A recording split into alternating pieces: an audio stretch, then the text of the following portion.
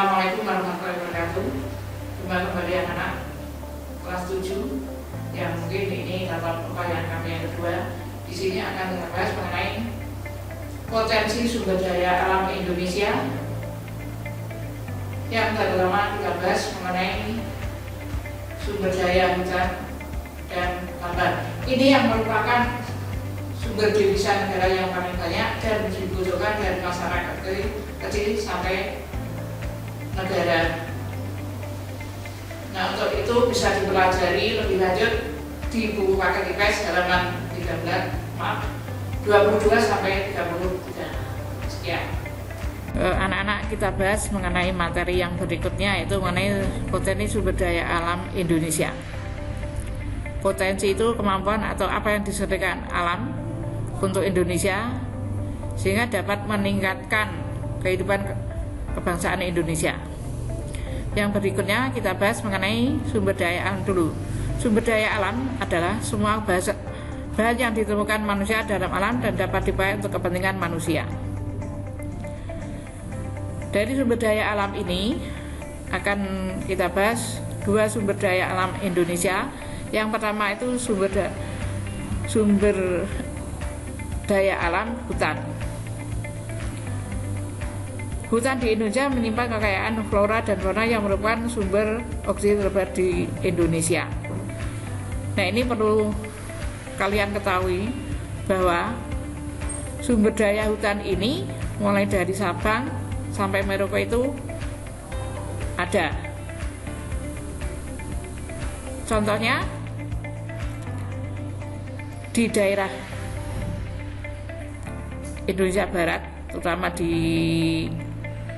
Aceh dan Sumatera, ini hutannya termasuk hutan tropis. Nah, contoh dari sumber daya alam hutan yaitu yang banyak hutannya itu di daerah Kalimantan, yang terdapat di itu sumber kayu, yaitu jenis kayunya kayu kuring, meranti, dan agatis. Nah, ini merupakan jika dikatakan yaitu sumber oksigen dunia terdapat di Kalimantan. Yang kedua, kayu jati. Kayu jati banyak terdapat di Pulau Jawa dan ini merupakan kayu yang terbaik di Indonesia karena tahan lama dan halus. Dan ini biasanya digunakan untuk mebel dan perabotan rumah.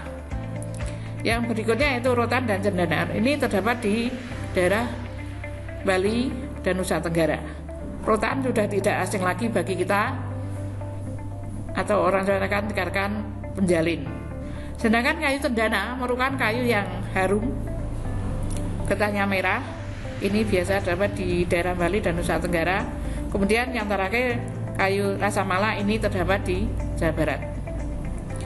Sedangkan fungsi hutan atau manfaatnya itu menyimpan air hujan. Yang kedua, tempat flora dan fauna. Yang ketiga, menghasilkan oksigen dan menyerap beda. Keempat, sumber kehidupan masyarakat, hasil hutan dan produksinya. Yang kedua, potensi sumber daya tambang. Tambang juga terdapat di Indonesia mulai dari Sabang, yaitu Aceh, itu terdapat sumber tambang emas.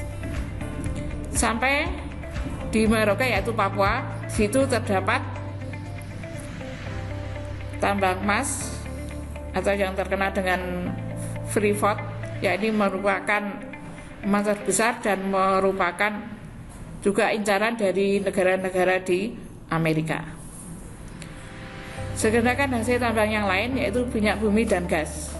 Ini dibutuhkan mulai dari rumah tangga sampai negara, dan ini merupakan kunci dari perekonomian karena setiap transportasi atau mobilitas mesti menggunakan minyak bumi dan gas. Yang kedua, batu bara. Ada batuan sedimen yang terbentuk dari sisa tumbuhan yang bertahun-tahun. Ini kebanyakan di daerah Sumatera dan Kalimantan. Ini pernah dipakai untuk sumber bahan industri terutama industri rumahan. Yang ketiga dengan briket batu bara. Yang ketiga boksit dan pasir besi. Boksit ini merupakan bahan untuk aluminium dan pasir besi untuk bahan besi logam. Tadi emas sudah kita bahas mengenai emas itu merupakan mayoritas dipakai untuk perhiasan dan juga untuk yang lain. Tapi memang kalau emas banyak dipakai untuk individu itu atau perhiasan dengan berbagai macam bentuk dan ragamnya.